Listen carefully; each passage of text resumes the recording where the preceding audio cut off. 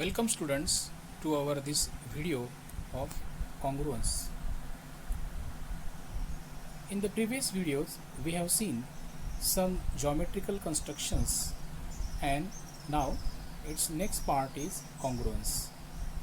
विद्यार्थी मित्रांनो, एकरूपता या व्हिडिओमध्ये आपल्या सर्वांचं हार्दिक स्वागत आहे. यापूर्वीच्या काही व्हिडिओजमध्ये आपण भौमितिक रचना अभ्यासलेल्या आहेत.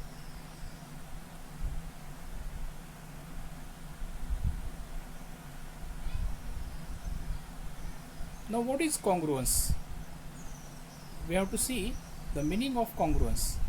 If two objects placed on each other, if they exactly coincides, then the objects are said to be congruent. जर आपण दोन वस्तू एकमेकांवरती ठेवल्या आणि एकमेकांवरती ठेवल्यानंतर तर जर त्या तंतोतंत जुळत असतील एकमेकांशी तर आपण त्यांना एकरूप वस्तू किंवा एकरूप आकृती असं त्यांना म्हणतो.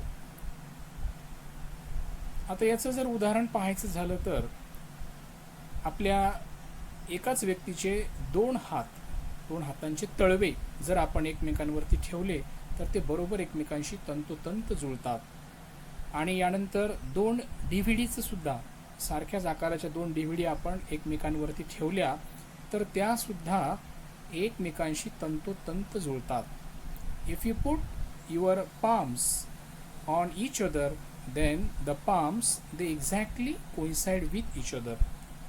Also, if you put two DVDs on each other, then they are also coincide with each other.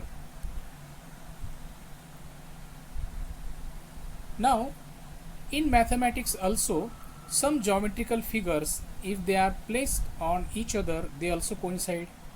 गणितामध्ये देखील काही आकृत्या अशा आहेत की ज्या एकमेकांवरती ठेवल्यानंतर काही विशिष्ट परिस्थितीमध्ये त्या देखील एकमेकांशी तंतोतंत जुळतात.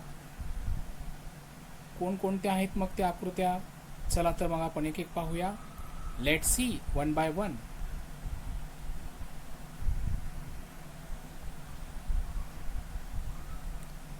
First we are going to see congruent segments.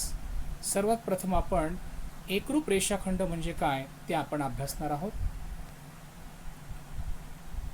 Here you can see that two segments are there. First line segment AB and its length is given to be 10 centimeter.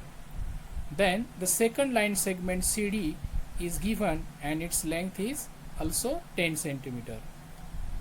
Now if you put or if you cut these two line segments and put them on each other, then you will find that they are exactly coincide with each other. या ठिकाणी आपल्याला आकृतीमध्ये रेषाखंड AB दिसत आहे ज्याची लांबी 10 centimetre आहे. तसेच रेषाखंड CD सुद्धा दिसत आहे ज्याची सुद्धा लांबी 10 सेंटीमीटर आहे. जर आपण हे दोन्ही रेषाखंड एकमेकांवरती ठेवण्याचा प्रयत्न केला तर ते एकमेकांशी निश्चितच तंतोतंत जुळतील. So we call them as congruent segments. Means segment AB is congruent to segment CD. And here the symbol of congruence it is given here.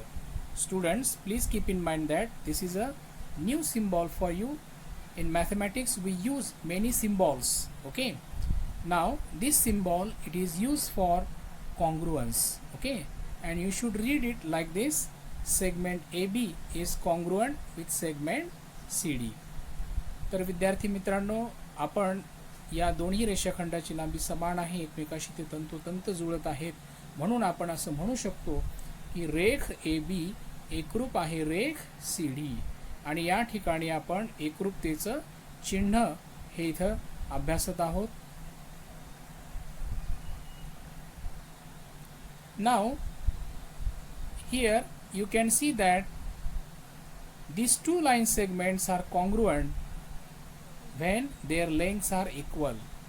त्या दोघांची लांबी 10 सेंटीमीटर ही सारखीच असल्यामुळे ते एकरूप असल्याचं आपल्याला दिसून आलं. जर आपण वेगवेगळ्या लांबीचे रेषाखंड घेतले तर ते एकमेकाशी तंतोतंत जुळतील का? तर नाही जुळणार. So in this way we can define congruent segments as if given line segments are equal in length, they are congruent. जर दोन रेषाखंडांची लांबी समान असेल तर ते रेषाखंड परस्परांशी एकरूप असतात. Now the next part is congruence of angles. पुढचा भाग आहे कोनांची एकरूपता. Here angle G it is given and its measure is 42 degree. Then angle S is given, its measure is also 42 degree. या ठिकाणी दोन कोन दिले आहेत. कोन G ज्याचं माप 42 अंश आहे आणि कोन S त्याचंही माप 42 अंश आहे. Now if you try to put these angles on each other, then they are also going to coincide with each other exactly. So we can say that angle G is congruent to angle S. आणि या ठिकाणी जर आपण कोन G हा कोन S वर ठेवण्याचा प्रयत्न केला तर ते सुद्धा एकमेकाशी तंतोतंत जुळतील. म्हणजेच आपण असं सांगू शकतो कोन G एकरूप आहे कोन S. मग आपण जर वेगवेगळ्या मापाचे कोन घेतले आणि ते एकमेकांशी ठेवण्याचा प्रयत्न केला तर ते तंतोतंत जुळतील का? नाही जुळणार. म्हणजेच ते एकरूप होणार नाहीत. So what is mean by congruent angles? So from this we can conclude that two angles with equal measures are congruent to each other. म्हणजेच ज्या दोन कोनांची मापे समान असतात ती कोन एकमेकांशी एकरूप असतात. The last part of this topic is congruence of circles. आता या प्रकरणाचा शेवटचा भाग आहे वर्तुळाची एकरूपता. Here in this picture you can see two circles are there. The radius of first circle is OA and radius of second circle is segment PX, and these two radii are of equal length, means they are congruent. Okay, now again if we try to put these two circles on each other, they are going to exactly coincide. So we can say that these two circles are congruent. जर आपण आणखीन वेगवेगळी वर्तुळं घेतली ज्यांच्या त्रिज्या ह्या वेगवेगळ्या आहेत आणि त्या वेगवेगळ्या त्रिज्या असणारी वर्तुळं आपण कट करून एकमेकावरती ठेवण्याचा प्रयत्न केला तर ते एकमेकांशी जुळणार नाहीत. म्हणजेच यावरून आपण असं सांगू शकतो we can conclude from this that the circles of equal radii are congruent. ज्या वर्तुळांची त्रिज्या समान असतात अशी वर्तुळं एकरूप असतात. So students, in this way we have completed this concept of congruence. We have seen what is mean by congruence. Then we have seen congruence of segments, congruence of angles and congruence of circles. तर विद्यार्थी मित्रांनो, आपण या ठिकाणी एकरूपता म्हणजे काय हा घटक अभ्यासला आहे. यामध्ये कोणांची एकरूपता, रेषाखंडांची एकरूपता आणि वर्तुळांची एकरूपता आपण अभ्यासलेली आहे.